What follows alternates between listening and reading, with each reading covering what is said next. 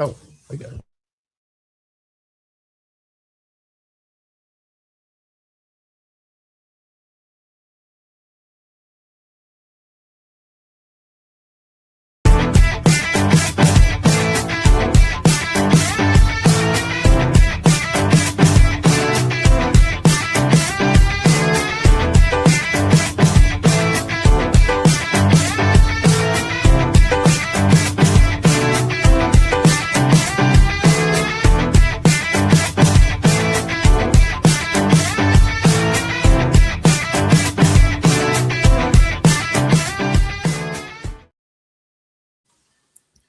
Good evening and welcome to the Unprofessional Professional Sports Podcast.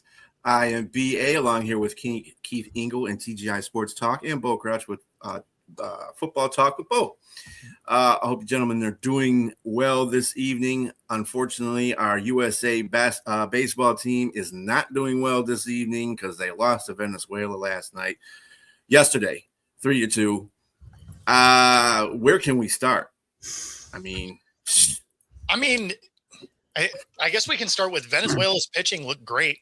Great. And the offense for USA was not isolated to this game, struggling, right? Mm-hmm. They did just enough against the Dominican, but they built a roster that was, jacket out of the stadium, and like 3-point shooters in basketball, if they're not landing, you don't win. And we just didn't have guys on the roster that could smack the ball, get it in play, and try and win a game with small ball. It was, you got to yank it out or you're going home. And, they went home.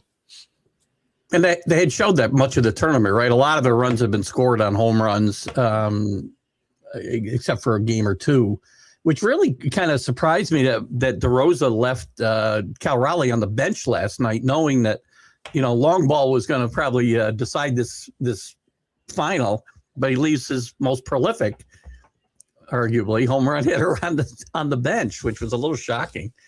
I thought the USA pitching was good too. Nolan McLean pitched well, a couple of mistakes, but again, when you're facing this caliber of talent, you expect a few mistakes, right? And you would think if you said they were going to give up 3 runs. You'd think they were going to win. I would have. But again, as Bo said, they just did not. They didn't come through. And unfortunately, the narrative for Aaron Judge is going to be he fails again in a clutch with 0 for 4 and 3 strikeouts last night. Like it's hard to argue against it. No, it's not. I don't have an argument when you do that. You don't come up big.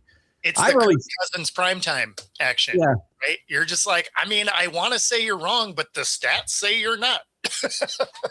and I think there's something, and Jack has been banging me over the head with this for 3 weeks about this, that the countries like Venezuela want to win more than U.S., that these countries want to win more than we do. But I think there's something to that.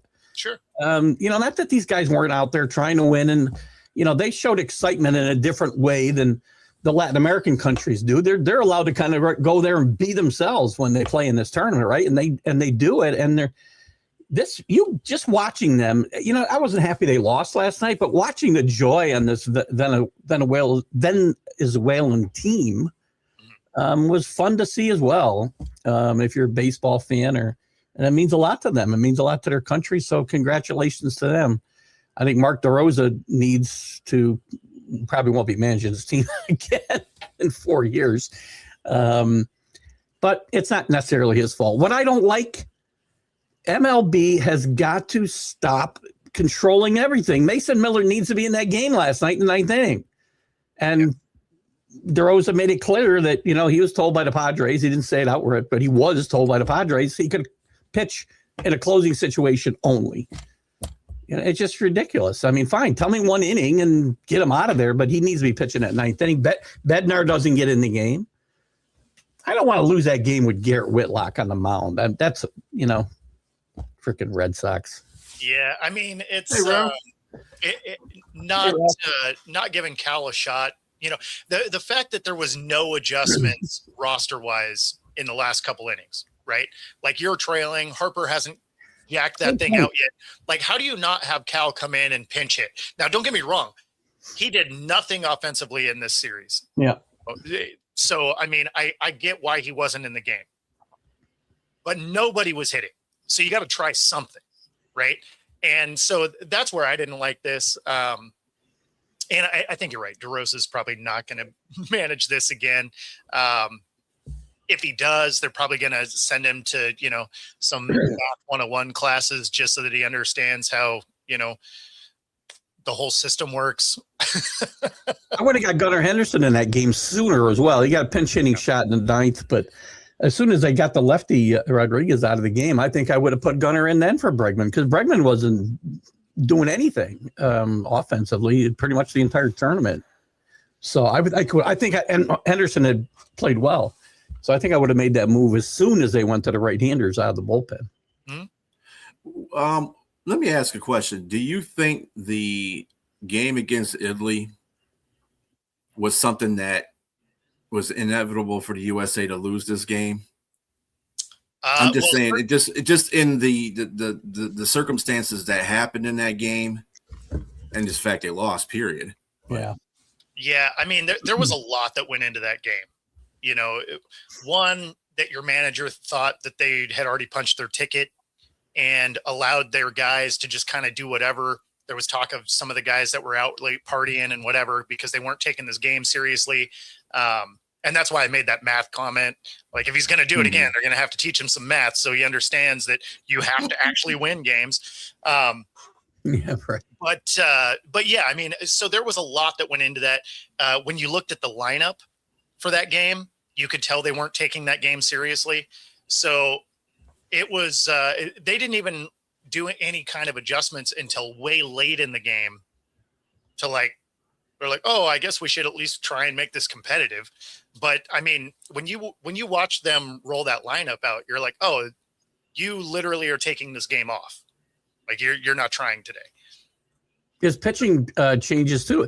I said Sunday morning, Bo, that I'm not convinced he knew. I'm not convinced he knew he needed to win that game until he sat down Clayton Kershaw. He was going to bring him in the game with the game still in doubt, with the bases loaded, and he sat him down. I think somebody finally said, we kind of need to win this game. And I don't know that he knew till that point in the game, which was late. Yeah. I mean, the pitching moves he made, Yarbrough went way too long. And I don't know if I brought Yarbrough in that spot anyway when I've got other options, and he went with them too long. So I don't think he knew he had to win. They made it look like they're like, oh, you know what? We don't need this game. Let's just make sure everyone gets to play. Yeah. Right? Like, anybody that hasn't played yet, we're going to throw you in this game. And it ended up being like the most janky lineup possible. What I don't get is how no one else in the room didn't know math. Like, it wasn't just him. Like, if it was just him, you'd be like, okay, you know what? Fair enough. You're good at baseball. Maybe the math ain't the thing. But no one in the room could figure out that you need to win this game prior to going into this game. Like, somebody didn't look at that lineup and be like, how about we don't do any of that? Well, just in a nutshell, though, I mean, think about it. The way they set their lineup for that game, and they didn't necessarily figure they were going to lose the game, but it's always the Herm Edwards line. You play to win the game, and that not taking it seriously and putting some janky lineup in there is telling me you weren't serious about this whole thing all along. So it might have been to the fact that they weren't serious about it. So yeah. Well, I mean, DeRosa said himself, to Bo's point about them partying, he said they were sitting around just talking baseball right in the clubhouse. Yeah.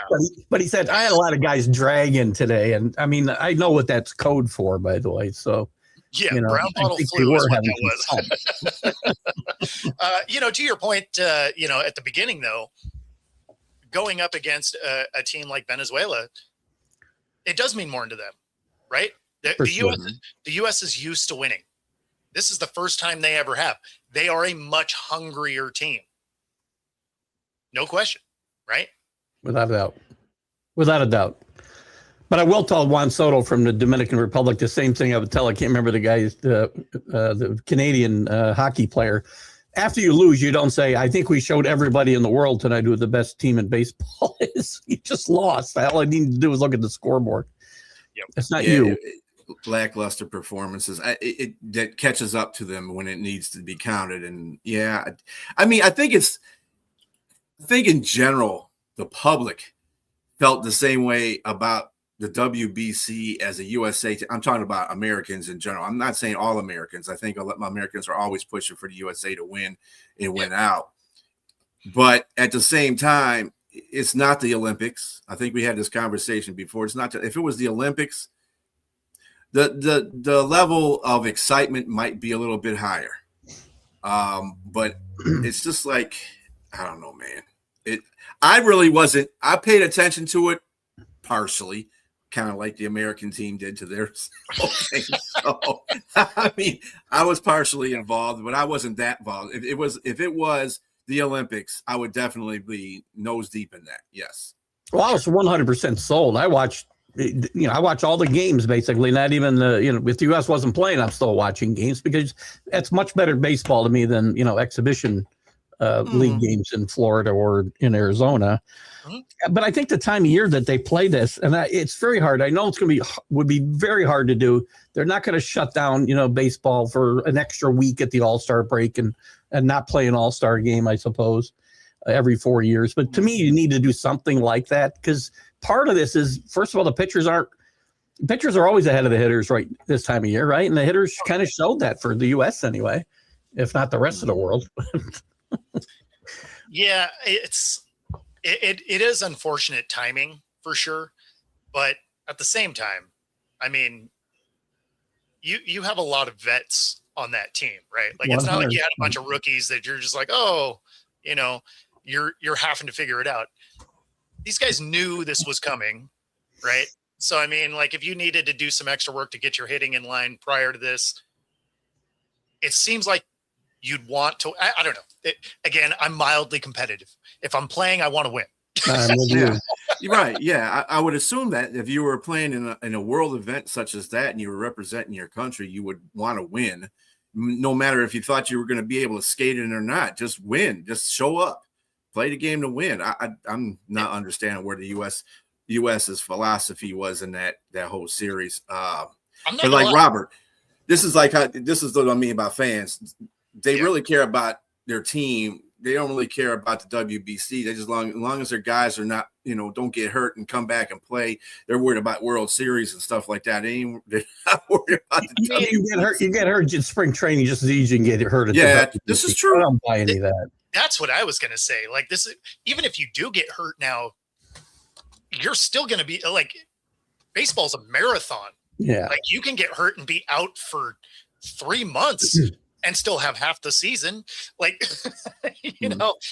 you'll be fine. But now for me, like whether it's a football championship or cornhole in somebody's backyard, I'm there to win. Right. Exactly. Yeah. I mean, that's the competitive side of every, what's normal in people that have played sports before. So, or anything really, to tell you the truth. But I mean, sports, most likely people that are very competitive want to win. And I don't understand where the mindset was of Team USA. I really it's Major League Baseball. And it's the teams themselves that are putting too many restrictions on, especially the pitchers, obviously. And I know they got to keep them healthy, but I'll go back to the Mason Miller thing. You can't pitch unless you're behind in this game. I'm only going to let you pitch him in a safe situation. And the who was the manager for Venezuela was Soto? Can't remember his name now. Was it? Pujols, right? Pujols was the Dominican Republic. That's right. They were talking this morning about how he was on the phone with like 5 different managers last night, a Major League Baseball manager, or I should say, with the organizations to find out who he could pitch and how he could use them in his bullpen last night. So that's got to be an outrageous undertaking for these guys managing these teams when you can't have any autonomy, basically, right? Yeah. So they have to make some changes here somehow. Come on, Robbie. You don't want your all-star pitcher to get hurt. Come on. He's good for one win every or 5 games. At least, I like don't a know. week. I'm looking at it as if you accept the task to go play in this thing, then if you You're get all hurt, in. you get hurt. You're all in. Yeah, like go win the Mhm. thing. Mm-hmm. I didn't like Stop worrying Justin about your Rock. contracts. Stop worrying about the teams you got to go back to play. That I think that's all in their head as well. It's more the contracts. If they Besides, get hurt. Rob, you were talking about Cal. Are we just ignoring the fact that the Mariners had a player on virtually every team? Every team, I think, yeah. Like there was maybe not the Italians. 18 Mariners within the Mariners organization playing in the WBC. So, like, if you care about players, you got to care about all of them, right? I don't care about what do we care about older players? If you're there to play, it doesn't matter whether you're young, old, or in between. Who cares? No, but that's what I mean. Like, you can't be like, well, you don't want Cal to get hurt. Well, there was 17 other Mariners, so I mean, I guess we got to pull them all, right? Yeah, there were some good things in this tournament, though. The tournament itself is certainly worthwhile, and it's exciting and it's fun because you get to see these countries that really want to win. And they still have the same things to go through, by the way. Everybody played for Team Italy, then plays in the Major League Baseball organization, had to abide by the same stuff. And Italy's a great story. Getting to see a guy like Bobby Witt with such a great talent. We know Bobby Witt's a great talent, but nobody gets to see it on this type of stage. You saw some great baseball out of Bobby Witt the last 2 weeks, I'll tell you. And that was a lot of fun to watch. So there's good stuff to take away from this, but it leaves you a better taste, And the umpiring was fine. The whole nonsense about the last strike against the Dominican Republic. I'm sorry. You know what? I'm 66 years old almost, and I would play baseball for a long time. I coached baseball for a long time, and that was a strike for almost the entire time I played or coached, because it's not where the guy catches the ball. Stop screaming for ABS and all this other nonsense, because that can be played with just as well as people who are doing it, humans that are doing it. Somebody's got to program that software. You got to measure players. So what if you don't measure the guy right? It's just the measurement is hilarious anyway, right? Because they want you standing fully upright to do the measurement, and then when you get into your batting stance, they change it. It's nonsense. Yeah. I'm sorry. I don't want this, and I know that I don't have much of an argument left about it, but they didn't win because of that one strike. It's 66 years again. You swing at that because it's too close to take. Yeah. And Carlos, to your point that you're making here, with Japan had 100 million views. These are countries that use this as a world view, so they're more into this whole situation than the U.S. is. We got that la approach to stuff sometimes, and it means more to the other countries than it does mean to us. So it is coming. That's understandable. Jack had a great answer actually for that Soto comment about everybody saw tonight who the best team was when they lost. He said the guy should have answered, "Yeah, we know Japan's the best team, but they're not here anymore." You got some PTSD. Yeah, fair enough. But at the same time, when you have that many people that are involved, then you can't just protect the one player, right? Like you'd have to. Like if you're going to pull a Mariner, you got to pull all the Mariners. So that would strip players from just about every single team. Mm-hmm. Yeah. Drew Smyly, you'd be better off with Drew Smyly getting hurt anyway than pitching anyway, wouldn't you? There's a name from a blast from the past right there, Drew Smyly. We're going to stop this tournament because Drew Smyly got hurt. Come on, all right, Robert, you're better than that. Drew Smyly on top of it. It's not good to see any player hurt, and I'm not saying that. I don't want to see guys get hurt. No question there, Carlos. The best team won, right? That's what happens. You on paper, you may lose 9 out of 10 times, but you were the best team that day, and that's all that matters. When you're in a scenario where it's one and done, you got to be the best once.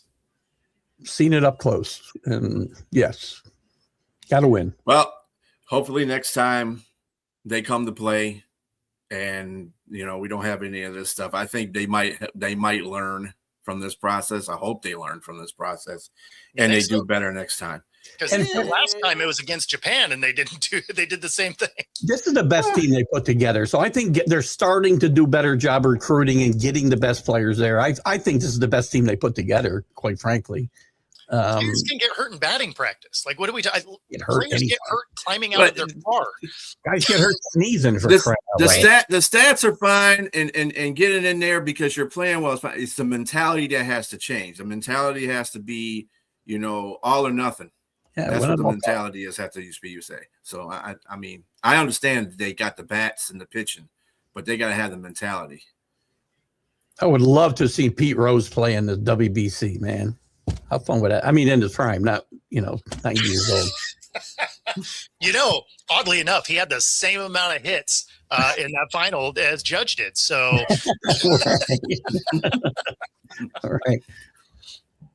all right. On to March Madness, which has begun with the first four. The two games that have already happened were the Texas beats NC State 68-60. They will be going ahead to play in the West, BYU 6 seed in the West. And it was a really good game. Actually, both these games yesterday were really, really good. Now, I don't know how that's going to translate with them to play in the tournament, but it's not. I usually feel if they're that close in the first four, they're probably going to be pretty much mushed when they get into the actual tournament. So there was that one, and there was also Howard beating UMBC. And Keith, what does UMBC stand for? Because you're near there. Oh Jesus, I don't remember now. It's something Maryland, Baltimore, University of Maryland, Baltimore College, I think. Yep. I'm like close. Got it. Good job. Wait. You have university and college in the same title? No. Yeah. Well, it's Maryland. They don't. Maryland, yeah. No, I mean that's odd, right? It is odd. Pick one or the other. I will not disagree. That's odd. Yes. And the prize for Howard beating UMBC is number 1 seed in Michigan in the Midwest. So congratulations. You're on your way home. It was nice for you to show up. Yes. Anyway. I mean, the field is always so big that nobody that's down in that end is going to do anything, right? Like sometimes you can end up with a 12 seed that upsets and then they get smoked the next round anyway. But I mean, none of those Cinderella stories ever finish, right? Like best case, a Cinderella story, it comes to an end in the Elite Eight, right? They get a few upsets in. It's like, you're not going to run the table. There's too many rounds. We've had a few Final Fours that had surprises, right? We had Butler get into the Final Four a bunch of years ago. In fact, in that same Final Four, George Mason makes it and VCU makes it. That's an outlier of outrageous proportion, right? I mean, you're more likely to see 4 number ones going forward, like you saw last year. I think for the first time in about, I don't know, quite a while anyway. The rules in basketball hurt these mid-majors and Cinderellas in this tournament because the experience factor the things that level the playing field with the big boys, right? Guys playing together for 4 years, experienced backcourts, all those field leveling things are gone now because of NIL and transfer portal and everything else. So you don't get that X factor for these guys to make a deep run into this tournament. I mean, you do. You just don't get it on the men's side anymore. That's true. That's the women's side, you actually do get that still. Don't put money on your Joe, then. At 6:40 p.m. Eastern time today, Prairie View will be playing Lehigh for the chance to play number 1 seeded Florida in the South region. Good luck there. And Miami of Ohio, which has been a big thing for Keith in this whole thing, they're going to be playing SMU to the right to play number 6 seed Tennessee in the Midwest region. There's another thing I want to ask you about. Is it because 1 and 2, when you get the 1 and the 2 seeds, you don't have to play the first 4, one of the teams in the first 4? Is that how they work? Because it's kind of weird how they got these spread it around the first two, The 11, it's the last 4 at-large teams, and they're slotted in the 11 seeds all the time. They have to play in this tournament. 2 11s are in. So I'm sorry, that's the last 2. No, it's the last. So 2 11s and 2 16s. Right, you're playing for 2 11s. Okay, I got you. Yeah, think of it like a playing game. yeah. And they make it so it's the 2 last teams that made the tournament, basically. The 2 worst ranked automatic bids and the 2 last at-large teams, or the 4, I should say. I'm having trouble tonight. 4 worst ranked auto bids and 4 last at-large teams have to play off to get 2 spots. That is for the if you guys, and Bo and Brian, that's for the brackets. I saw somebody ask about it. So if somebody wants to go in that link, you can join our TGI Sports Talk pool anyway. I think it was Rob that asked, who we had for overall. Now, the March Madness seeding. Now, did you guys have any problem with any of the seeding in this tournament? One place I can pick, St. John's got totally screwed in my mind, getting a 5 seed. They've won 19 of their last 20 games. They beat Connecticut twice. They ran them off the court in the Big East tournament.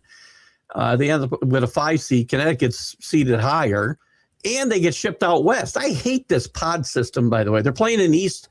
They're playing in the East region, but they're getting shipped out west to play the first couple of rounds. The whole pod system, and it's been around for a while now. I hate it. It used to be if you played in a region, you went and you play. All the teams stayed in that region. Mm-hmm. I just hate the way they do this. I think St. John's really got disrespected. That's one team I can come up with off the top of my head. And I think Miami of Ohio, having to play in the first 4, probably was disrespected a little bit as well. I'm okay with the 1 seeds. The 1 seeds are fine, And I was going to say, I didn't see anything at the top that I was like. St. John's is the biggest thing to me. Yeah. I think they got disrespected a lot, playing as well as anybody in the country. So what games are you looking forward to in this tournament? I mean, right off the bat, I'm not the one versus the 16. I'm not even feeling those games. A lot of people are hyping on the Kentucky Santa Clara game as an upset. You think that's a possibility for Kentucky to be upset in that, or is that just a lot of hoopla? I think Santa Clara's got a chance to win that game. It's a 10-7 matchup, so it's not like Kentucky is, eons ahead of Santa Clara. Santa Clara played really good in an underrated conference with St. Mary's and Gonzaga. I think they've got a chance to win this game. And Kentucky's been very up and down. There's a lot of teams. And listen, with that said, Kentucky could, make their way to the Final Four because there's talent there. I mean, they're one of those teams. Kansas is another one. They could go out early here, or they could get hot and win 5 games or 6 games because they're a lot of inconsistent teams outside of the top 4 right now that could make runs late in this tournament. I think Santa Clara could win this. I like High Point, potentially an upset in the first round. And McNeese is not McNeese State anymore. It's McNeese. They won last year. They won their first round game. I think they might win 2 games. I like the way they play. So you're saying Wisconsin will I think Wisconsin goes down to High Point. Will Nebraska win their first I believe I have Nebraska winning it, and that's a big story here, right? It's hard to believe that a school like Nebraska, not known for basketball, I get it, has never won a NCAA game, but I think they win against Troy. Troy's another name that people are throwing out there as a first round upset, but I'd like Nebraska to win that game. Yeah, I see that you're right. Houston is going to be one of those surprise teams. So I think Iowa State and Houston, to me, are the most intriguing teams in either their brackets because I think they could be a potential Final Four candidates. Iowa State is playing some pretty good ball, and so is Houston. Houston's been doing that though. I have Houston getting to the Final Four, but losing. I got Houston versus Duke. Yeah. Actually, in my bracket, I haven't completed anything yet, really. I've just completed two sides, the East and the South. I actually got Vandy upset in Florida again. Oh, really? And then Houston, smacked Vandy. So there you go. Well, I mean, I don't know. Like, for me, I want to see the Zags do something, right? And then the team I'd love to see ever make it back into the tournament ever, the UW, just never going to happen. Like, they had Isaiah, and then they're like, you know what? We're just done trying to win here. yeah, I like Gonzaga because they're kind of under the radar, and I know their star players hurt, but their big man inside they got a really good inside game. They've got really good defense. Usually it's the offense we're focusing on. Mm-hmm. I like Gonzaga to make a run to the Final Four here. In fact, in my bracket of integrity, I have them winning it all. Wow. Bracket of integrity. Interesting.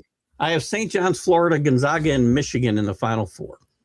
Wow. And Gonzaga beating Florida in the final. You got Michigan in the Final Four, huh? I do. I would love that, especially when you think of how many times the Zags have been a number one seed and just they can never get it done. I think they've gone to the Final Four twice. Just for whatever reason, like it's a great basketball school that just comes up short, usually in the Sweet 16 or Elite 8. Like, that's usually where they flame out. Yeah. And I'd love to see them just finally run the table and get it done once. This isn't that year, but it would be cool if they pull it off once. They have injuries, right? So I don't think they're gonna have a sustained run. Yeah, I was kind of disappointed this year because one of my favorite teams that I like to have in the NCAA tournament is Xavier. Xavier did not do very well this year, and that was kind of, bad for me because I like Xavier. They usually are a pretty good basketball program, but they just didn't get done this year. So they often play well in the tournament too. They get to the Sweet 16 fairly consistently once they get in. Yeah, they're a problem for people once they play, and yeah. And that's probably one of the reasons, by the way, that St. John's has been disrespected a little bit with their seeding and whatnot, is because the Big East was down. They only had 3 teams in, and below the top 3 teams, the middle of this league has really gotten – the middle of this league used to be really good. And the bottom was bad, but the bottom and the middle kind of met a little bit this year with Marquette being way down, Creighton being way down, Xavier being way down. It's the haves and have-nots. Yeah, Providence, who has had a bad couple 3 years, fired their coach. But this league has gotten – it's not what it was in the 80s and 90s, obviously, but they're making a comeback the last few years, and this year was not one of those years, and I think it hurt St. John's. Another team that I think that could possibly have an upset. Well, I wouldn't call it an upset because it's not that much of it's a 10-6. VCU over North Carolina. Like VCU. Mm-hmm. VCU has been playing pretty good ball, too. North Carolina, they still have one of their primary players out, too, don't they? Wilson, he'll be out for the whole tournament. Yes. So I think they go down. And I think VCU could beat Illinois as well. I haven't that by Houston. Yeah. Yeah, I don't see them beating Houston, but no. I can see them beating North Carolina and Illinois. Duke, speaking of people that are getting hurt, they've lost their guard and one of their centers now for the tournament. Cameron Boozer's twin brother, he is going to have to step up in his role. And do you think that? I mean, he's a good player, but I guess he's not the headliner between the two, obviously. No. Do you think this is going to hinder Duke in any kind of way? Do you think when it comes to, because they have a very competitive bracket, very competitive. Mm-hmm. So you have them slated to lose to Siena right away? No. As much as I'd like to see the Saints, because they're about 10 minutes from my house, pull an upset. And they do have some wins in this tournament. They've won 4 times in the NCAA tournament. It's not going to be today. They're going to get beat up pretty good tomorrow. Yeah. I think it's tomorrow. I think Duke loses to St. John's in the. I think it would be the Elite Eight where they can meet. Yeah. Yeah, I got. That's going to answer your question. Actually, it's going to affect them obviously because I mean they had a nail biter against Florida State in the ACC tournament. They did end winning the tournament, but they certainly weren't as good as they've been here these last couple of months with Foster out specifically and some of the other guys we talked about. So, but John Shire's a good coach. He'll find a way to keep this team competitive and I'm not going to be shocked if they get to the Final Four, quite frankly. I just think St. John's, Rick Pitino's doing a great job, as he always does, wherever he goes. Coaching is not Rick Pitino's issue or issues. It's not one of them. And he's done a great job. And I think this might be the year St. John's finally makes the run. I thought they'd make last year, actually. His best team. Yeah, they got quite a few really good teams in the East bracket. Louisville, MSU, UCLA, UConn. The UCLA is kind of a weird one, though, for me in that bracket. They're just like an up and down team. Sometimes they play really good, and other times they look eh.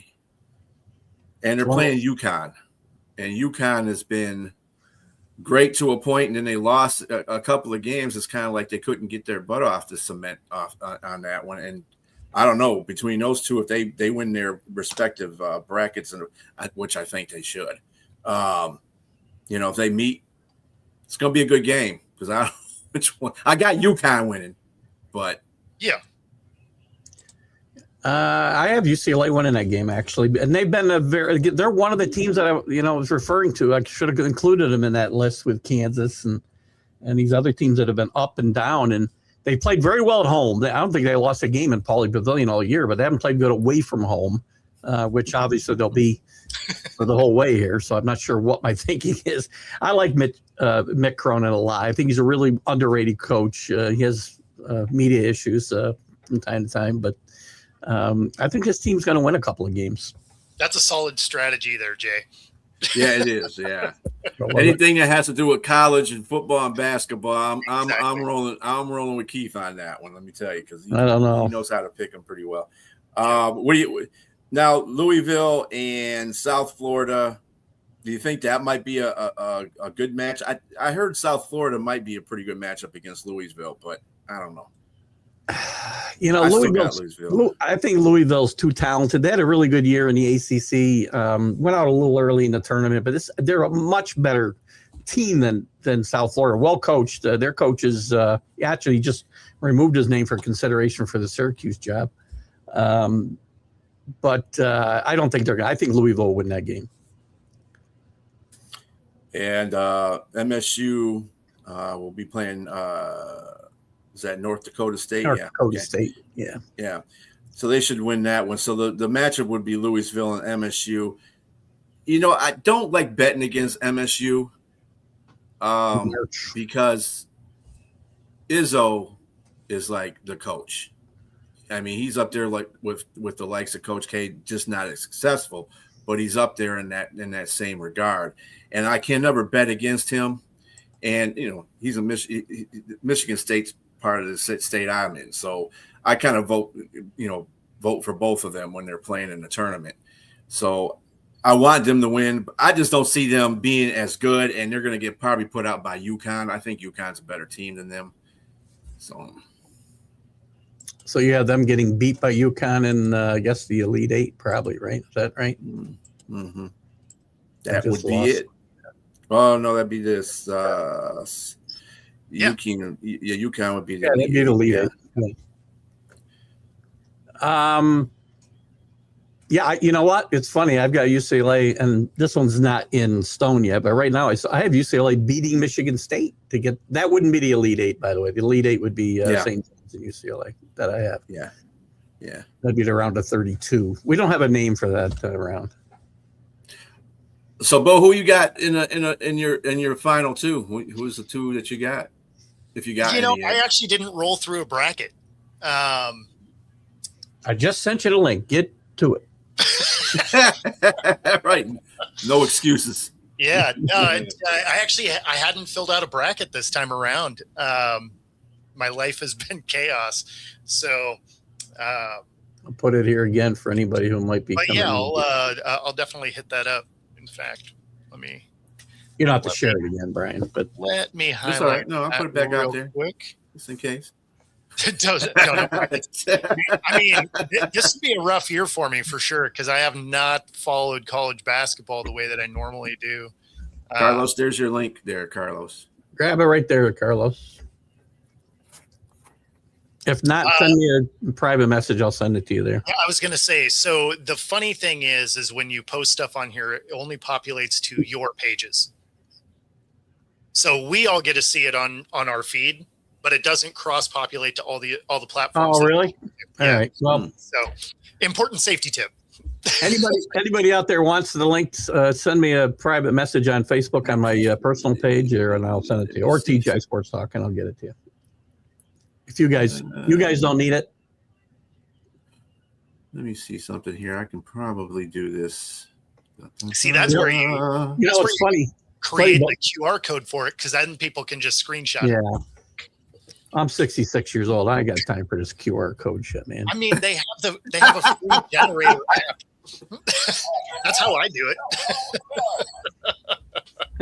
Well, we're just gonna make it simple for the. What's funny is when I'm broadcasting Bo from my studio and I put it in the messages, it comes up like 8 times. Well, it will, right? All the places right. Exactly. Yeah. Exactly. Because you got to tie it into everything that you got on there. Yeah. Right. Yeah, but it doesn't show up everywhere else that way. Right. Yeah. Thank you for that. I actually hadn't thought of that. So. While I ran into that, like I always try and share all of the dumb stuff that I've encountered that I failed at. I'm like, hey, important safety tip. This doesn't work. I know because I did it. Now I got to go watch a YouTube video on how to QR code the link. Jesus. You don't. Right in the App Store, there's like 5,000 of them that are free. You just type in your URL and it creates it for you. You don't have to do anything with it. Yeah, well, I'll try to do it something. That's even StreamYard. Even StreamYard makes it easy for you, which is. Do they? What do they do? I thought you would say that. Yeah, they do a QR. You can't do it you can't do it for that though. No, you can't. Their QR code is just for their link. Which is stupid because to generate it, you have to click on the link. You know, it's also easy just sending someone the link because you're not just sending that out, right? So, thank you, Gino. Appreciate that. But yeah, it's. I can send Carlos a link right now, but. Well, why does this thing got to be the longest damn? Oh man. Yes, Jay, it is. I don't know why they don't have simple links. I hate these. Well, I don't know, man. It's just. There's Carlos. I'll send it to you, Carlos. You're going to be spending half the show typing stuff in this thing. Well, this is good entertainment. Love it. 306. In fact, I will just post that link in the comments, and that way everybody on my platforms can. Oh, thank you. Bam. There we go. So there we go. We won't have a big crowd. We'll have some fun. Jay, man, 36 was almost a decade ago now. 45. You're 45 today? Yeah. Yes, he is. Happy birthday again. Appreciate it. I wouldn't have pegged you for 45. Really? I thought this gray would have fucking sold that. I'm sorry, guys, if I didn't get out to all your comments because I was sitting here writing this book. Let's see. Let's get about 20 of these. I'm going to tell people I'm 45. Typing sucks. It does, especially when you got to type that. You got to type it harder, though. So that way you get the button clicks. Congrats on surviving this long. I agree. Yeah. The amount of dumb stuff that I do currently. No, you can't copy and paste on there, Jay, from the comments to there. You can't do that. Believe me, trust me. First thing I went to was copy and paste, and it wouldn't work. He's not Jack Hirsch. Jeez. Right. Come on now. Well, you're going to, in another 10 years, you get to the point where, like Mickey Mantle said, if you known you were going to live this long, you'd have taken better care of yourself. So not a chance, right? Because even if you take the best care of yourself, the last, few years of it are not the best, right? So I look at it this way. You're here for however long you're here. Go beat the thing up. You get kicked off anyway. So rather than try and stroll across home plate, slide into that thing, just beat up. Like, I don't care what I don't need to leave a good looking corpse. I'm not interested in that. That's what I'm saying. Thank you, Wayne. I don't know what's going on over there, Jay. Who knows? Anyway, positivity. Hey, put a little hand when you're as old as all of us as in here. I mean, I don't know how old you guys are in the comment section, but I know I'm 56. You say Keith's 65 and Bo's 45. So we got all the decades, the last 3 decades covered. There you go. Whoa. So yeah. If Jack were here, we'd have the decades like the 30s covered. Right. 30s. You sure it's 30s or I think when it was the Bible was 30s created. 30s. Thinking more when the Bible was created. But, let's see here. Well, we're gonna move on from the. He sees part of this show and is like, I hate these guys. He does. You're right. He does. That's why he gives us so much crap on the other shows, That's right. I settle him down on Friday morning, so by Sunday he's not too pissed off. So there you go, Rob Dizzle. He'll be 44. Nice. So you guys are old. Fellow 80s kid. There you go. I'm always asking my commenters how old they are. My HR department's all over me for that. So we're just going to hit up on a little bit of NBA news and some NHL news. Just for the NBA, just keep it in mind that the Eastern Conference is still led by the Pistons, followed by Boston, New York, Cleveland, Toronto, and Orlando in the top 6 spots. As far as the Western Conference is concerned, OKC, who's already clinched, San Antonio, LA, Houston, Denver, and Minnesota are your top 6 teams in the West. Didn't like the fact that the Pistons lost to Toronto the other night. I don't know what they were doing, but they came back and won yesterday. Does anybody have any variables in how the Eastern Conference could go? Because kind of the West is kind of like a 4-team race to me. I think that maybe the Eastern Conference is too. I do. I think it's a 4-team race. I think the Celtics might be the favorite right now, quite frankly, once they get gelled completely. Every time I try to write my Knicks off, they win 4 or 5 in a row, which they've done now. Does it even matter, though? Is anybody from the East going to beat the West? No. Exactly. I think the Celtics could possibly, if they gel the way I think they might, as we go down the stretch here, which we've only got I don't even know how many games are left. 20. Mm-hmm. Less than 20. Yeah. I mean, if they're going to do that, they're going to need Tanya Harding's hitman. Go do some knee adjustments. So we're already saying San Antonio and Oklahoma City is the championship. Well, as long as Jaylen Brown, and pardon my French, doesn't lose his shit again, we'll be fine. I don't know what's going on with the Celtics with Jaylen Brown, but he must have that leadership anxiety where I can't be the leader anymore, so I'm just going to act out, for my pops and stuff. I don't know what's going on with him, but he needs to calm that stuff down. He's been playing pretty good lately, though. I'm just giving him heck for that one game. Lakers have played well recently in the West. Yes, Lakers have played outstanding lately. Yes, they have. Let's see. As far as what was there? Who's got the winning streaks right now in the league? I think they've won 6 in a row, if I'm not mistaken. Let's see. Your Knicks have won 4 in a row in the East. The Atlanta Hawks. Look at them. They've won 10 in a row in the East. Let's see. I think that OKC has won 9 in a row.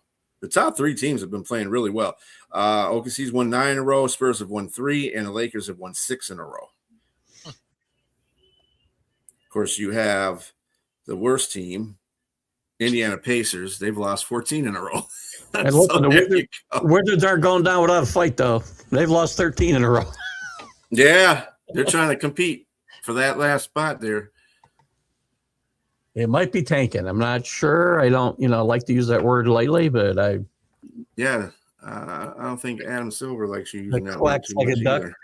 either. I mean, you can It is try what and it is. stop it, but it's still going to happen. Mm-hmm. And on to your NHL. Let's see. In the standings for the Eastern, let me go by conference here. In the Eastern Conference, your top teams are Carolina, Buffalo, Tampa Bay, Montreal, Pittsburgh, and the Islanders. Wow, Detroit's really fall off. In your Western Conference, it's Colorado, Dallas, Minnesota, Anaheim, Edmonton, and Utah. The Mammoths of Utah. I think that's an appropriate name for them. Not the hockey team, It's just, I don't like it. Hey, I guess that Seattle and Detroit are trying to act the same because they're both being hideous right now. Yeah, I mean, somehow we're still holding that final wild card spot. It's funny, though, because going into last night's game, before getting smoked, the odds, right, they were what I think they were a point up or 2 points up. So now they're tied for that final spot. But going into the game, they were still only like I think it was like a 48% chance of making the playoffs, holding the wild card spot. So, it lets you know how hard their schedule is moving forward. They have the 4th hardest schedule to finish the season out. So the fact that they do have some, we'll call it inconsistencies in scoring, doesn't lend itself well for finishing strong. Plus, they're on a 6-game road trip right now that starts tomorrow. So Robert gave you this question there. Do they make it in? Man, it depends on which Kraken team shows up. If it's the team that goes on a run and wins, 9 out of 10, sure. If it's the Kraken that randomly finds their way to the bottom of the bracket all the time, no. And the worst part is you just never really know which one you're going to see. They've had these weird runs where they'll rattle off 8 of 10, 9 of 10, and then they'll go and lose 7 of 10. You're just like, okay, well, how do you bet on that team? Right? Like if you're in the middle of one of the runs, you're like, okay, they're playing really good right now. Let me feel good about this. And then, 2 games later, you're like, well, here we are. So tonight in the NHL, the New Jersey Devils are playing the Rangers at 7 p.m. Eastern Standard Time. Pittsburgh is playing Carolina at 7 p.m. Ottawa's playing Washington at 7:30. Dallas is playing Colorado at 9:30. That'll be an interesting game. St. Louis will be playing Calgary at 9:30. Philadelphia at Anaheim at 10. So those are your games for tonight. Yeah, I'm looking for. I might try to watch that Dallas Colorado game. I'm always usually, being from the West when Detroit was in the Western Conference. I kind of still have hatred for those teams in the West, but I just watch them anyway. But yeah, let's see. The Mammoth and the Kraken. It's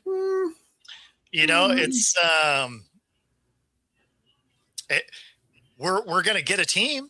The Sonics are gonna come back, so there's that. Oh yeah, yeah. I thought Adam Silver didn't like that. He doesn't. But the cities were selected, so now the official vote happens 24th, 25th. So are you going to keep the name Sonics?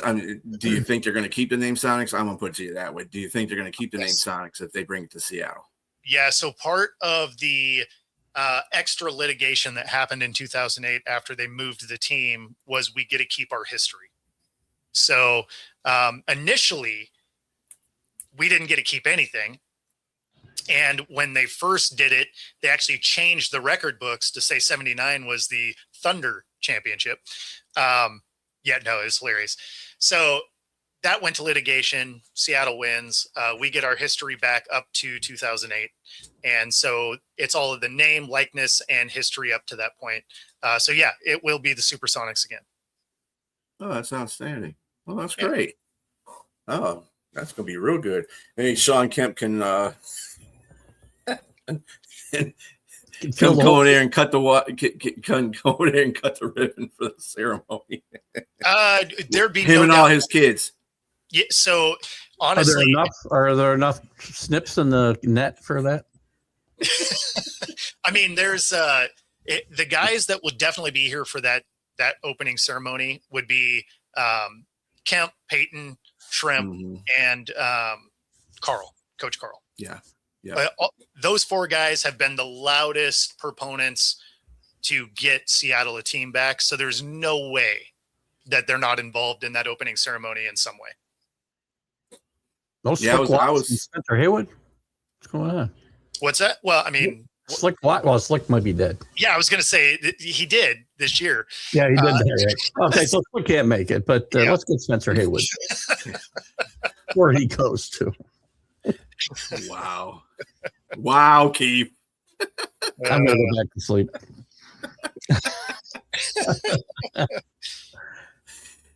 Anyway, and it's cool too, because I know the WNBA was going through the same kind of change. They're going to add more cities, of course, if they still have a league by that time. But I was really looking for them to bring it back to Detroit Shock, because I think that was going to be in the same case, because they're going to be having a team in Detroit with, I think it's 2027. I think they're going to be in there. And that would be great, because, man, the Detroit Shock they were great. They got a street name. They got a street name for them, but they no longer exist. It's hilarious. Shouldn't you take one of the franchises that might be struggling financially now instead of expanding? All these leagues want to expand and think that's the answer to, financial expansion, and it's not. Other than the initial hit of what they get for teams paying to get in their league. That is a huge number, though. It is a big number, but there's just too many teams in all these leagues now. Well, especially the WNBA, considering the things that they're going through at this moment, I wouldn't be looking at expansion to be, something I'm putting out in the front when you can't even pay your players. Agreed. So that's not entirely true. So going into this year, or at the end of this last year, they hit the profit sharing for the first time. That's without their new TV deal. So they hit the revenue sharing anyway without it. So then going into next year, which is when the TV contract comes in, that's an influx of $200 million a year. That is an 11-year, $2.2 billion contract. So the financial end of it isn't a problem.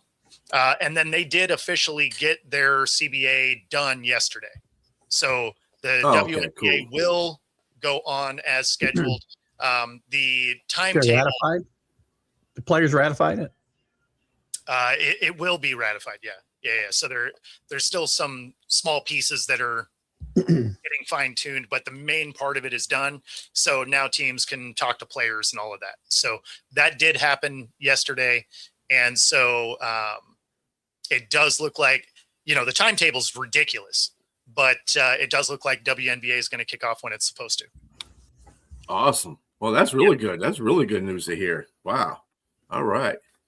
And just to show you how easy that was, Keith, I sent you the QR code. Did you? Where'd you send it? It's in the group chat. And on that note, we're going to QR code this as a closing of this session of the show. Everybody have a very good evening. Do catch Keith coming up next. And everybody have a great evening. Peace. Take it easy. See you guys.